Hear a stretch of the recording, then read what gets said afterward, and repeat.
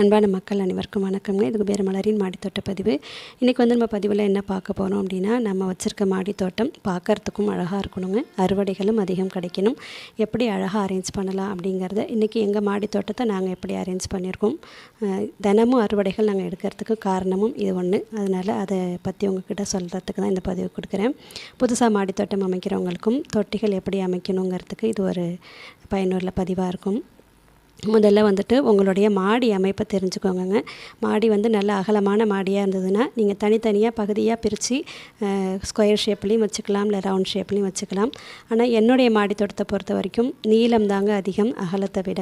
அதனால் நான் என்ன பண்ணியிருக்கேன் அப்படின்னா, ரெக்டாங்கிள் ஷேப்பில் அப்படியே நீல வாட்டத்தில் நாங்கள் தொட்டிகள் அமைச்சிருக்கோம். 3 பக்கமும் நடுவில் நடைபாதை வச்சுட்டு ஒவ்வொரு பக்கமும் 3 வரிசைகள் தொட்டிகள் அமைச்சிருக்கிறேன்.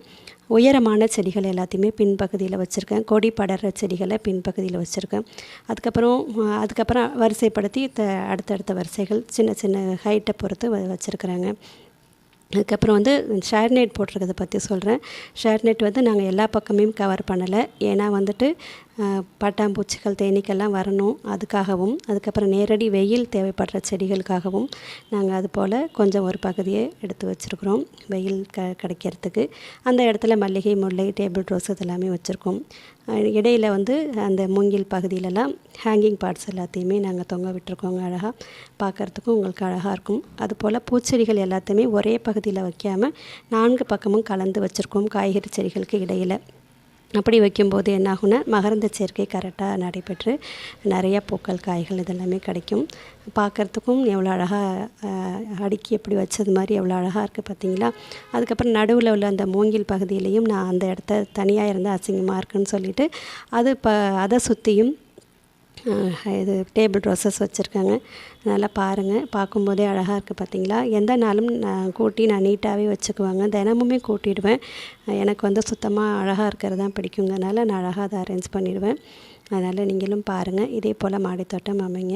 பார்க்குறதுக்கும் அழகாக இருக்கணும். யாரும் பார்த்தாங்கன்னா பூக்கள், காய்கள் மட்டும் இல்லை, நம்ம அதை அழகாக அரேஞ்ச் பண்ணியிருக்கதை பார்த்துட்டோம். அதுக்கப்புறம் அதை பார்த்துட்டு அவங்களுக்கும் மாடித்தோட்டம் வைக்கணுங்கிற ஆசை வருங்க. அதனால் கண்டிப்பாக செய்யுங்க. இந்த கோடை காலத்துலேயும் நாங்கள் அதிகமான பூக்கள், காய்கள் இதெல்லாமே அறுவடை எடுக்கிறதுக்கு, இவ்வளோ பசுமையாக வச்சுக்கிறதுக்கு நாங்கள் தொட்டிகளை கரெக்டான முறையில் நாங்கள் அரேஞ்ச் பண்ணியிருக்கிறதும் ஒரு காரணம். அதை நீங்களும் ஒத்துக்குவீங்கன்னு நினைக்கிறேன். தினமும் அறுவடைகள் நமக்கு கிடச்சிக்கிட்டே இருக்குங்க. அதனால் நிறைய நீங்களும் இது போல் செடிகள் வாங்குங்க. நான் அடுத்தடுத்த பதிவுகளில் எந்தெந்த மாதிரி செடிகள் வாங்கி வளர்க்கலாம் அப்படிங்கிறதையும் உங்கள் கூட சொல்கிறேன். இது இன்றைக்கி நம்ம மாடித்தோட்டத்தை அறுவடைங்க. தினமும் இது போல் அறுவடைகள் கிடைக்கிது. நீங்களும் இதே போல் மாடித்தோட்டம் அமைச்சு பயன்பெறுங்க, பலன் பெறுங்க. நன்றி, வணக்கம்ங்க.